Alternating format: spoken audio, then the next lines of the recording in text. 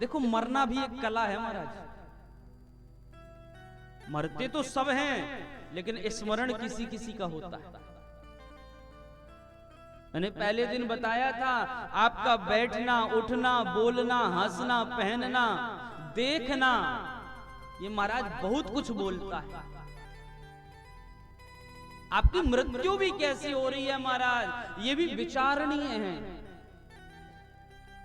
दादा भीष्म की मृत्यु देखिए, अहो भाग्य महाराज, सामने गोविंद हैं, पास में पूरा परिवार है, पास में संत समाज, विद्वान समाज, गुरुजन है महाराज, और तब कहीं प्राण निकलने वाले हैं।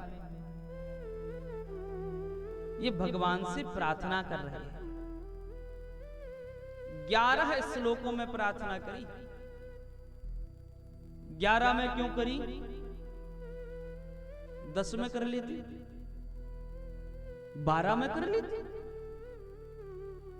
11 में इसलिए उन्होंने प्रार्थना करी क्योंकि महाराज उस दिन एकादशी थी। बस एक ही कारण है?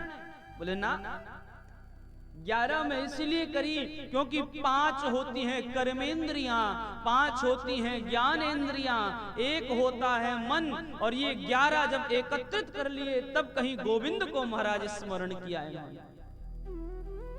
इसलिए 11 श्लोकों में महाराज स्तुति करी। दिव्य स्तुति इन्होंने गाई है कि इतिमति रूप कल्पिता वितृष्णा भगवत सात्वत पुंगवे विभूम्ने। देखो कितनी विलक्षण स्तुति है इनकी। इति मतलब होता है समाप्त, इति मतलब होता है विश्राम। और विश्राम कब लगाया जाता है, इति कब लगाया जाता है? जब पूरी बात हो जाए। बोलते हैं ना इति श्री स्कंद पुराणे कि विश्राम होने वाला, लेकिन ये पहले ही शब्द में कह रहे हैं इति। ये इति क्यों कह रहे हैं? क्योंकि सरकार अब इसके बाद कोई प्रार्थना नहीं करूंगा, ये अंतिम प्रार्थना है, आप स्वीकार कर लीजिए। ये प्रार्थना मेरी स्वीकार हो जानी चाहिए।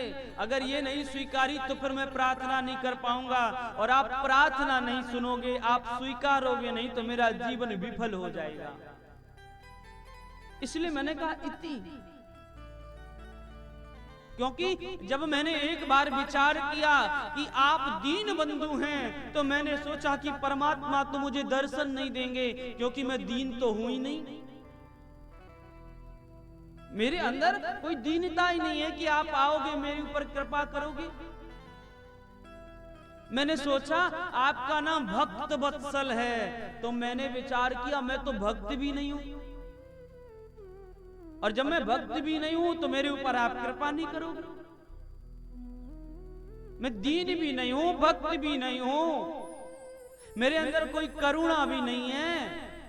लेकिन जब मैंने आपका नाम सुना कि आप पतित पावन हैं, तो मैंने सोचा मैं तो अति पवित्र हूं, और जब आप पतित पावन हैं तो मुझे भी पावन करने आएंगे। इसलिए सरकार आप आ गए हैं, इसीलिए मैं कह रहा हूं इति मति रूप कल्पिता वितृष्णा, इसीलिए इति कहा। इन्होंने कहा परमात्मा मेरी एक ही इच्छा है, और जाने वाले व्यक्ति की जो इच्छा होती है ना, उसे पूरा कर देना चाहिए। क्योंकि जाने वाले व्यक्ति की अगर इच्छा पूरी नहीं होती है ना, तो फिर उसे कहीं ना कहीं संसार में आना पड़ता है।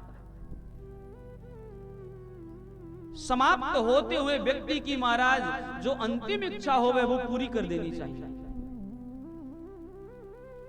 और अगर ये पूरी नहीं हो रही है तो इसका मतलब फिर वो महाराज प्रसन्न नहीं है, फिर लौट कर आना पड़ जाएगा। और मैं जा रहा हूं तो मेरी एक ही इच्छा है। बोले क्या? बोले जीवन में सारे कार्य हो गए मेरे, मेरी इच्छा है कि मेरी जो कन्या है उसका महाराज पाणी ग्रहण हो जाए। मेरी जो बेटी है मैं उसके हाथों को पीला कर दूं। अगर मैं समाप्त हो गया, मेरी बेटी के हाथ पीले नहीं हुए, विवाह नहीं हुआ, तो शोभा नहीं देता है पिता को। जितने लोग महाराज सब आश्चर्यचकित हो गए। दादा भीष्म की तो महाराज विवाह नहीं हुआ, इन्होंने कहा बेटी कहां से आ गई? बोले बेटी तो इनके यहां होनी नहीं चाहिए। बोले कहां है आपकी बेटी? बोले है। बोले सरकार अगर बेटी है आपकी तो अभी तक विवाह क्यों नहीं किया? बोले कोई योग्य वर ही नहीं मिला। वर का मतलब ही श्रेष्ठ होता है कि कन्या से योग्य लड़का मिलना चाहिए। आज तक नहीं मिला संसार में तो विवाह ही नहीं किया। बोले वाह, आपकी बेटी इतनी सुंदर है, इतनी गुणवान है? बोले हाँ। बोले कौन है? बोले इतिमती, जो मेरी मती है ना, ये बेटी है। और गोविंद आप मिल गए हो तो मेरी मति रूपी कन्या के आप बन जाओ पति, तो मेरी हो जाएगी सदगति। बस मैं यही चाहता हूं और मेरी कोई इच्छा नहीं। ये जो मेरी बुद्धि कभी यहां भागती कभी वहां भागती है, मैं चाहता हूं मेरी इस बुद्धि का पाणी ग्रहण, इस बुद्धि का विवाह महाराज परमात्मा आपके चरणों में हो जाए तो मेरा कल्याण हो जाएगा। होता ही ना महाराज कि बुद्धि जहां लगी है वैसी होगा। और एक बार अगर वस्तु का भोग लगा दिया जाए ना तो वो पवित्र हो जाता है। जैसे आप कभी किसी मंदिर में जाओ तो मार्ग में दुकान मिल जाए तो आप क्या बोलते हो दुकान वाले से? भैया केला दे देना, आम दे देना, कुछ भी फल नाम लेकर बोलते हो। और जब वो केला वो फल महाराज लेकर के आप मंदिर में जाते हो तो मंदिर में पुजारी जी से कहते हो महाराज जी ये केला है, भगवान को लगा दीजिए। लेकिन जब आप पुजारी जी से हाथ जोड़ के क्या कहते हो कि पंडित जी आप प्रसाद दे दीजिए, आप ये तो नहीं कहते हो कि केला दे दीजिए। केला कब तक कह रहे थे आप? जब तक भोग नहीं लगा था, और जैसे ही भोग लग गया तो वो प्रसाद हो गया। वैसे ही जब तक बुद्धि परमात्मा के चरणों में नहीं लगी है तो संसार में भटकेगी। जब यही बुद्धि का भोग महाराज, जब यही बुद्धि का संबंध महाराज, जब इसी बुद्धि का महाराज परमात्मा से पानी ग्रहण हो जाएगा तो ये बुद्धि पवित्र हो जाएगी। और जब ये बुद्धि पवित्र हो जाएगी तो आपके जीवन की सदगति हो जाएगी, इसमें कोई शंका नहीं। इसीलिए भीष्म जी ने कहा कि इति मति रूप कल्पितारु तृष्णा। तो भगवान ने कहा सरकार आपने निर्णय ले लिया कि बेटी का विवाह कर दें? अरे बेटी से भी तो पूछ लो, बेटी को वर योग्य लग रहा है कि नहीं लग रहा है? बोले नाना क्यों नहीं लगेगा। आज आपको मैं एक नए भाव से सुनाऊंगा। बोले कन्या को देखने के लिए कितने गुण होने चाहिए? बोले पहला गुण तो ये है कि जो लड़का है वो सुंदर होना चाहिए। बोले अच्छा। बोले मैं तो काला कलूटा हूं, फिर मैं कैसे पसंद आऊंगा? बोले सरकार इस सावले रंग पर लाखों मर गए, करोड़ों मरने के लिए तैयार हैं। अब आप क्या जगत को मार के ही समाप्त करोगे? आप तो इतने सुंदर हो, तो आप तो इतने सुंदर हो कि मेरी कन्या को महाराज आप ठीक हो।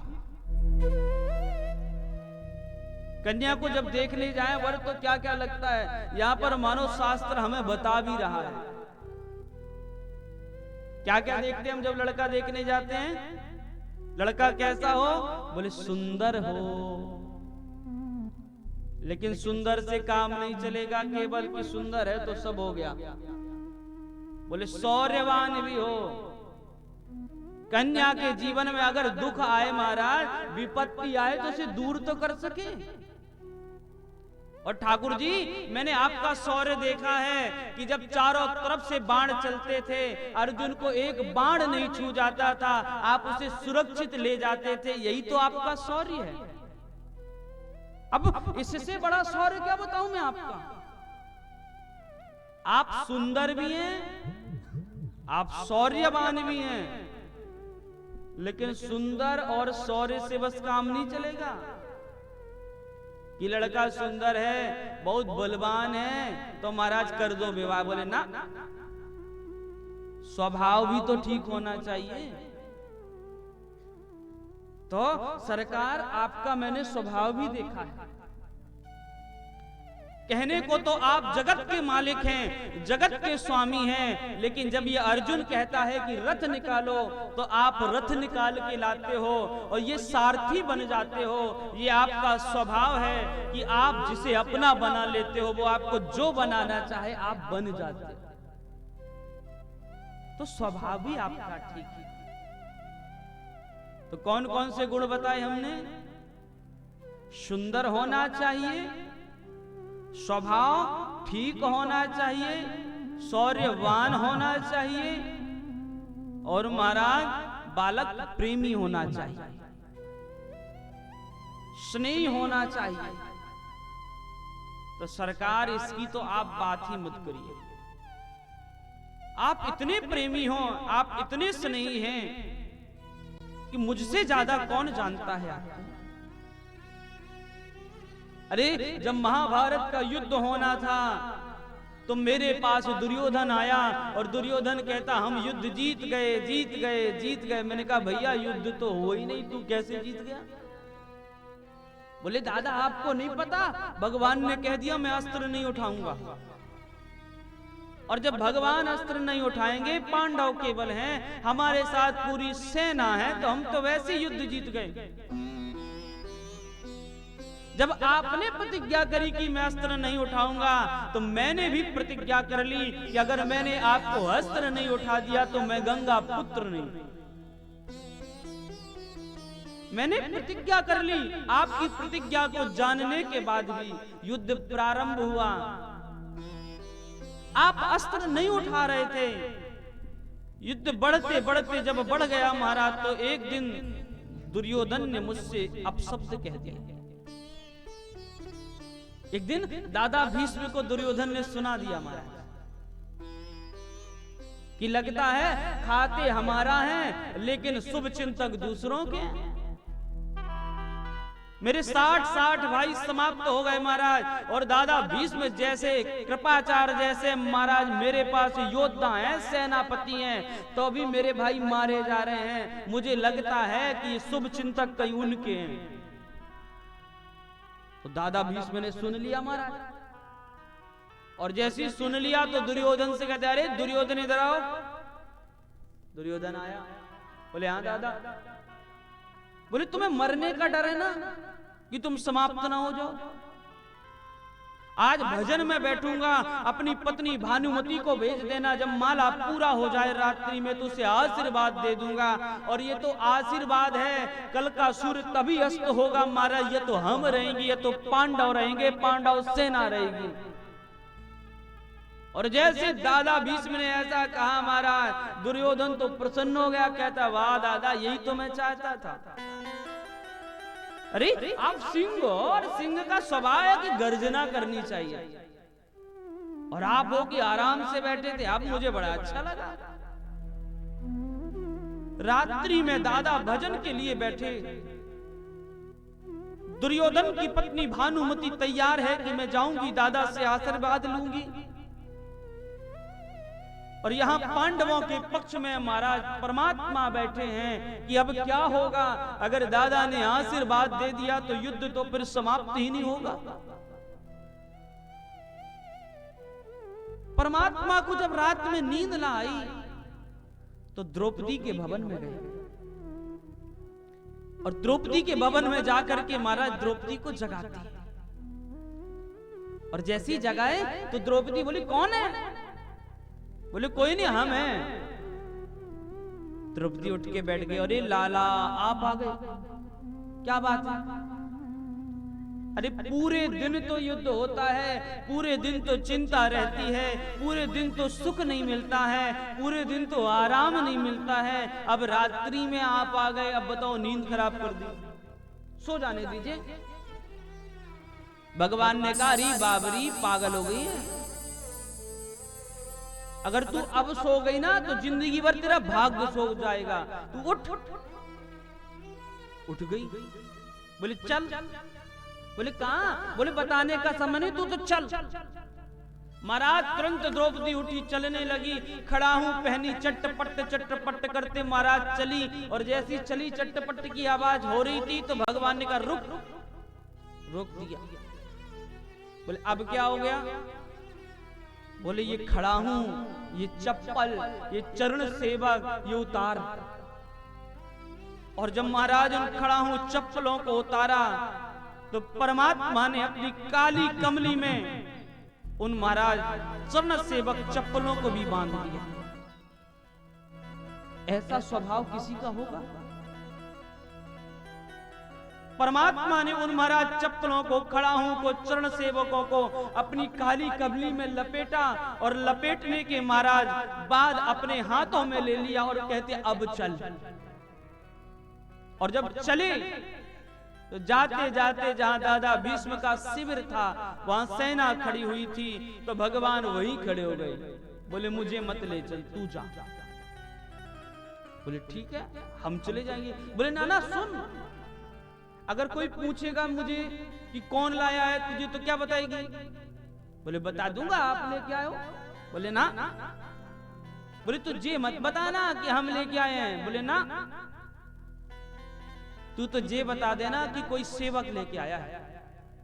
द्रौपदी ने कहा मेरी जीभ फिसलने वाली नहीं, कितनी भी फिसलाऊंगी मैं तो आपका ही नाम बताऊंगा। बोले कोई बात ना, जा तो सही, पर मेरा नाम मत बताना। बोले ठीक। जैसी द्रौपदी गई महाराज दादा भीष्म के सामने बैठ गई, माला पूरी हुई नेत्रों से लगाई, और नेत्रों से लगाने के बाद नेत्र खोले, दोनों हाथ उठा करके महाराज सामने बैठी हुई द्रौपदी को इन्होंने आशीर्वाद दे दिया कि अखंड सौभाग्यवती भव। जैसी आशीर्वाद दिया तो द्रौपदी ने महाराज पल्लू को ऊपर किया, और ऊपर करके कह रही हैं दादा कल आप जाओगे युद्ध में, आप सेनापति बनकर जा रहे हो। 5 पति हैं महाराज, और 5 में एक कम नहीं होना चाहिए, नहीं आपकी वाणी झूठी हो जाएगी। दादा भीष्म ने देखा अरे द्रौपदी तुम कहां से आ गई? मैंने बुलाया तो भानुमति को था। द्रौपदी ने कहा दादा क्या मुझे आशीर्वाद लेने का अधिकार नहीं है? क्या मैं आपकी कुलवधू नहीं हूं? क्या मैं आपका आशीर्वाद नहीं ले सकती? दादा भीष्म के नेत्र सजल हो गए कि वाह परमात्मा आप कितने दयालु हो। मैं जानता हूं अगर कहीं मैंने भानुमति को आशीर्वाद दे दिया होता तो मेरी वाणी झूठी हो जाती, मैं झूठा कहला जाता, मेरा आशीर्वाद विफल हो जाता। इसलिए तुमने आज द्रौपदी को भेज दिया है, इसलिए आपने द्रौपदी को भेज करके मेरी लाज रख ली है। सरकार आपका बड़ा बड़ा धन्यवाद है। लेकिन दादा भीष्म थोड़ी देर बाद विचार करने लगे, इतनी रात में द्रौपदी तुम आई कैसे यहां पे? कौन लेकर आया तुम्हें? बोले वो हमारे साथ आए हैं, वो हमको ले जाएंगे। बोले कौन है? बोले नाना दादा आप बिल्कुल चिंता ना करो, मैं तो आराम से आई हूं, आराम से चली जाऊंगी। अरे बोले बता तो सही वो कौन है?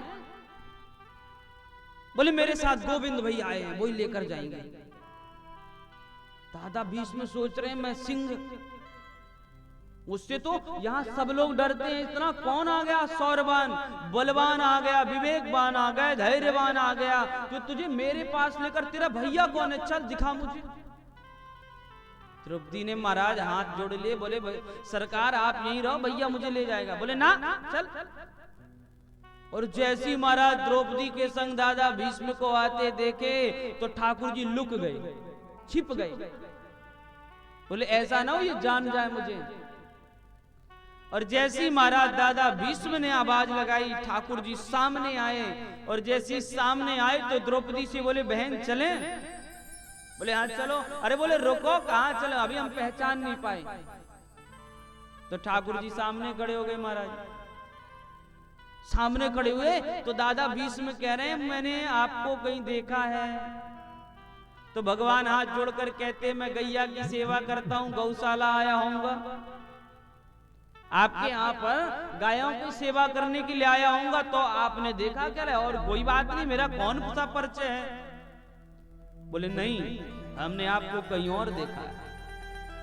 और जैसी महाराज काली चुनरी उन्होंने ऊपर करी, और जैसी ऊपर करी तो मोर का पंख लहराता हुआ जैसी ऊपर आया, दादा पहचान गए, अरे आप ग्वारिया नहीं हो, आप तो गोविंद हो। बोले आप आए हैं? बोले हाँ हम आए हैं। अरे हम तो वैसे ही कह रहे हैं कि हम जय जय हैं, हम सब जानते हैं, कोई मान्यता नहीं हमारी। दादा भीष्म ने महाराज डांटा है कि मैं देखता हूं कल कौन बचाएगा पांडवों को। भगवान ने हाथ जोड़े, आपने थोड़ी देर पहले आशीर्वाद दिया है, अब आप जानो और आपका काम जाने।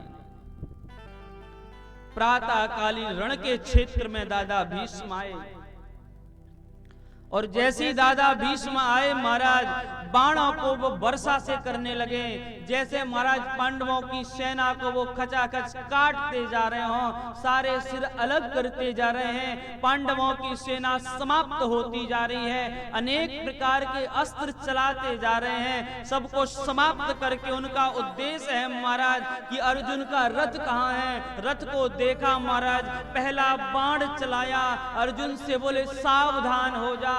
अर्जुन सावधान होता, दादा ने तीरों को चलाना प्रारंभ कर दिया महाराज। तीरों की ऐसी वर्षा करते कि वो संभल ना पाता, यहाँ से बाण चलते, कहीं तरकस टूट गया, कहीं कुंडल गिर गया, कहीं धनुष टूट गया, कहीं बाण छूट गए। अर्जुन अपने आप को संभालता, इतने बाणों की वर्षा करी कि अर्जुन मूर्छित होने लगा। परमात्मा ने सोचा ऐसा ना हो जाए कि ये बाण चलाएं और अर्जुन चला जाए, अर्जुन समाप्त हो जाएगा, तो समाप्त होने के बाद लीला समाप्त हो जाएगी।